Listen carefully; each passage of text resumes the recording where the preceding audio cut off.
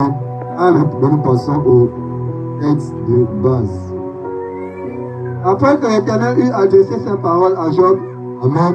Amen. Après que, par mon canal, l'Éternel adresse sa parole. Amen. Amen.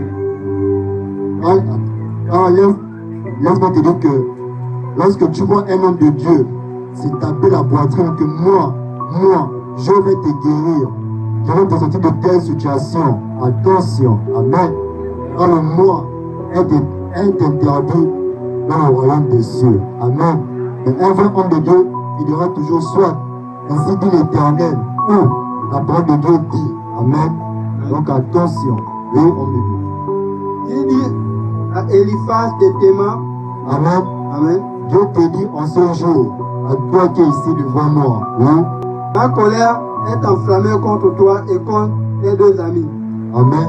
Amen.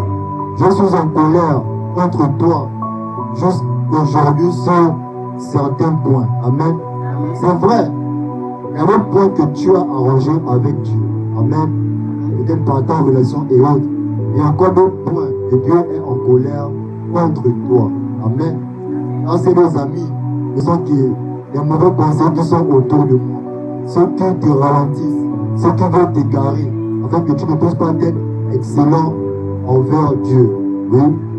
Parce que vous n'avez pas parlé de moi avec droiture comme l'a fait mon serviteur Job. Amen. Amen. Parce que tu ne fais pas ce que Dieu veut que tu fasses auprès de tous ceux qui t'entourent, comme fait l'homme de Dieu ou les hommes et les servants de Dieu. Amen. Donc, il l'a si bien dit au début. Chacun de nous avons notre part à faire. L'homme de Dieu a sa part à faire. Toi, si tu as ta part à faire, Amen. Alors Dieu t'a choisi, Dieu t'a consacré, il t'a oint pour un but en ces derniers temps. Amen. Et c'est ce qui cause la colère de Dieu. Tous les jours, tu es assis à la maison. Est-ce que tu sais que Dieu aimerait que tu puisses faire quelque chose pour lui en cette nouvelle année 2025? Amen. Mais si tu écoutes les deux autres amis qui ne sont que ceux avec qui tu passes à raconter, tu critiques les autres, en fait, tu ne fais pas ce que Dieu veut. Amen. C'est lui le peuple qui demande même pas la colère de Dieu sur toi. Oui. Prenez maintenant 7 taureaux et 7 béliers, allez auprès de mon serviteur Job et offrez pour vous un holocauste. Amen. Comme je l'ai dit, dans les entités qui par le biais de nos ancêtres, qui ont sémé, qui ont déposé des autels sur ta vie, dans ta famille, afin que rien ne puisse changer. Amen. Donc si tu parles ce matin que toi aussi, lève-toi, entretiens une relation intime à long terme avec Dieu, afin que par ton canal, tu puisses renverser les autels sataniques de ta vie et celle de ta famille. Amen. Afin que tu puisses briser l'homme fort qui est assis sur ton mariage, sur tes études, ta destinée, ton travail, ta progéniture, tes bénédictions et tes grâces. Amen. Fais quelque chose de fort dans la maison de Dieu, auprès du nom de Dieu. Amen. Peut-être que cela peut être la dîme que tu négliges, les petits sacrifices que tu négliges, ou bien le fait de ne pas servir Dieu véritablement. Amen. Lève-toi maintenant, prends ton engagement au sérieux.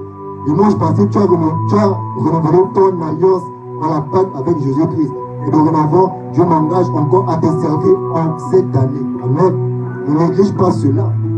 Attention. Amen. Quand Dieu t'observe, il y a aussi un démon ou des démons qui sont tous les jours avec toi aussi, qui t'observent, qui eux aussi aillent dire à Dieu que tel frère, telle soeur depuis là ne fait rien. Amen. Car Dieu a mis un temps sur ta vie. Amen. Peut-être cette année c'est le temps d'une grâce dans ta vie. Mais si tu ne fais rien, Dieu repoussera encore cette grâce loin, peut-être en 2030. Amen. Mais toi tu es là, tu es distrait dans le téléphone, dans la télé, ou bien dans le mirage. Tu passes à te distraire. Amen. Tu ne fais pas ce qu'il faut. Tu n'attires pas les autres à suivre Jésus-Christ.